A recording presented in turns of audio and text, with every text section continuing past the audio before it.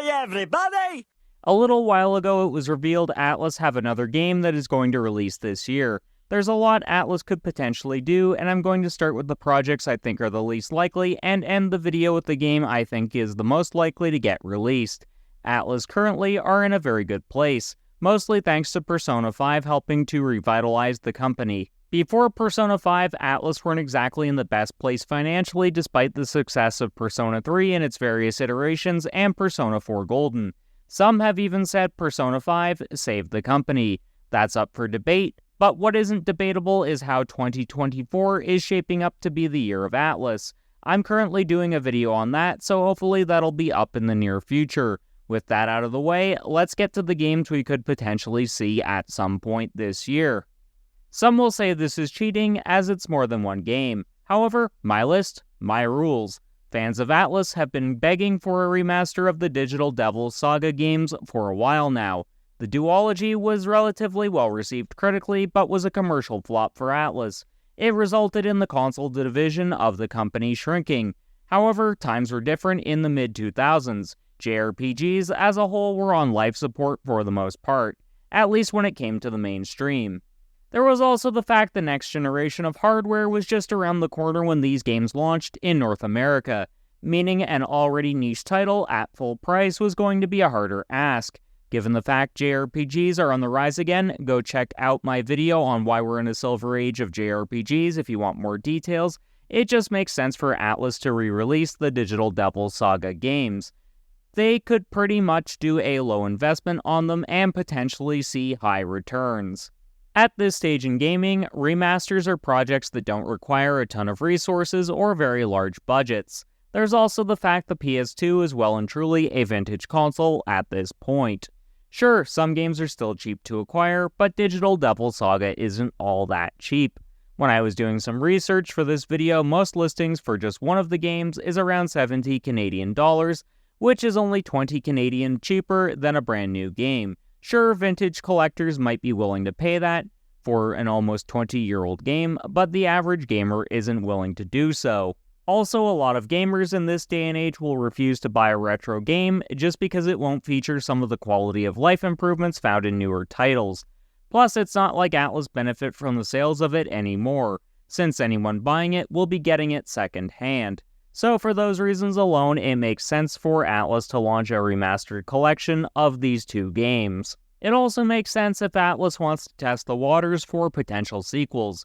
Doing so would be lower risk than what they did with Soul Hackers 2. That was a stupid decision all around on their part.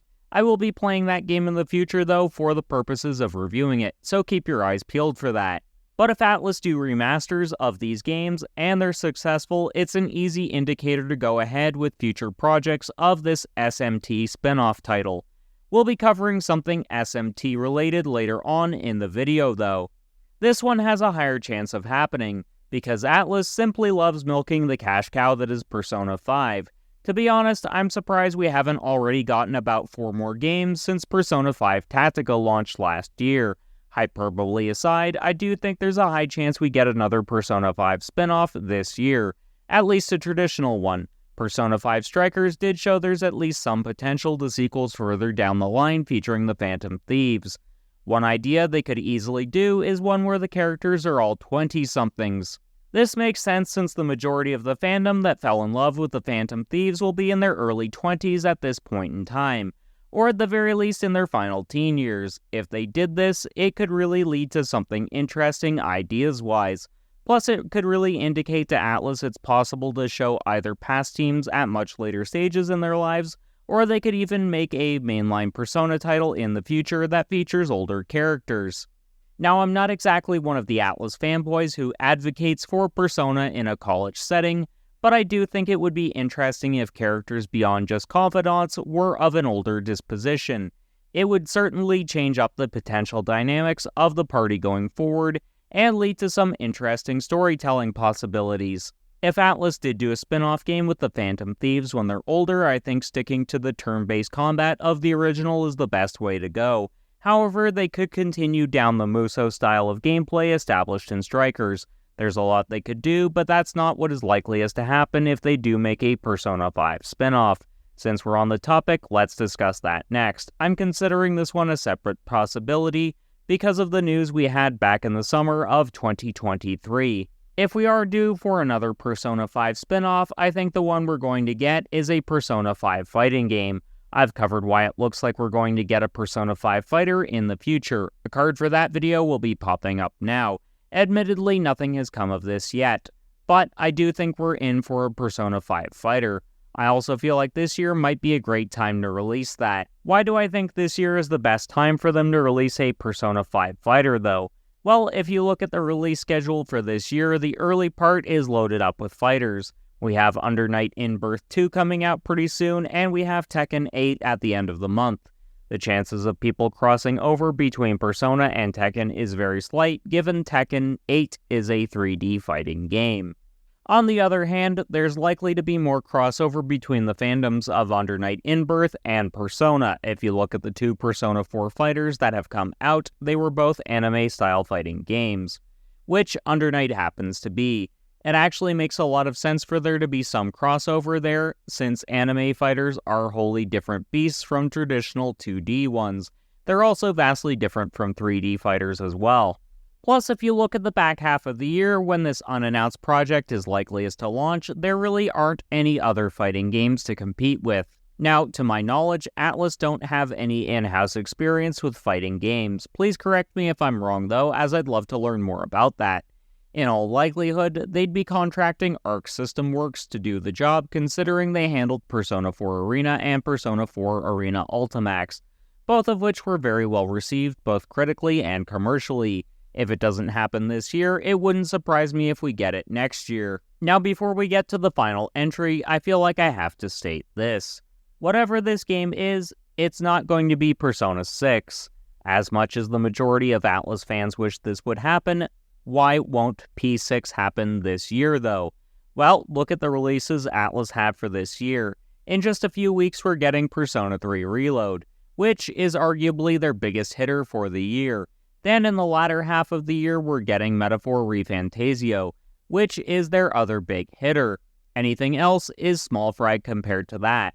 When they do launch Persona 6, they're going to want to make it as big as they possibly can.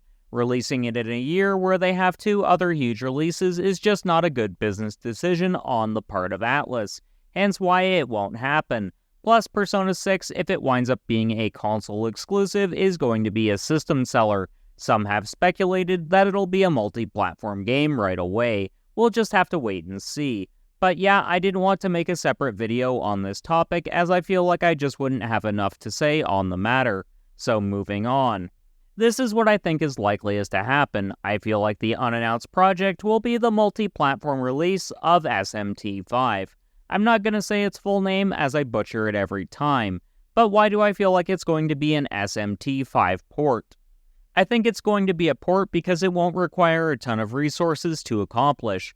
Plus, people have dug through the source code for SMT5 and found references to a PC version. You also have to consider the fact SMT5 is the best-selling title in the series and it's only available on the Switch right now. The game launched in late 2021 and has sold over 1 million copies worldwide, which is excellent when you consider SMT is a niche franchise and it's only on one system. There is one issue though. Despite Atlus publishing the game in Japan and their parent company Sega publishing it in North America, the game was published by Nintendo in the PAL regions. However, despite that fact, I think we are likely at minimum going to see a PC port. Would I like to see it ported to PS4 and 5? Of course I would. However, given Nintendo was actively involved with SMT5 in some capacity, I'm not sure that's going to happen. But PC does seem likely. Plus, it would make sense given SMT5 is the best-selling entry in the franchise to date.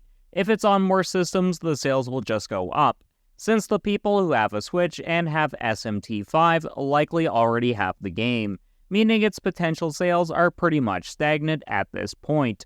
Releasing it just before the holiday shopping season is the most likely timeframe we'll see it. So we clearly have something from Atlus dropping at some point later in the year. What do you think this unannounced game is going to be? Let me know in the comments section, and don't forget to like and subscribe. We're currently on the road to 1,000 subscribers, and I'd like to reach that milestone by the end of 2024.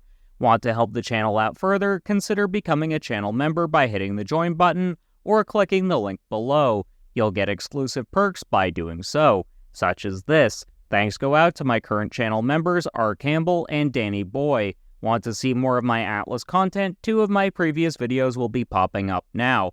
One is going into more detail on the Persona 5 fighting game I mentioned earlier. The other is my video on why Atlus will make a Persona 3 fest. Check them out, and until next time, keep blazing that trail.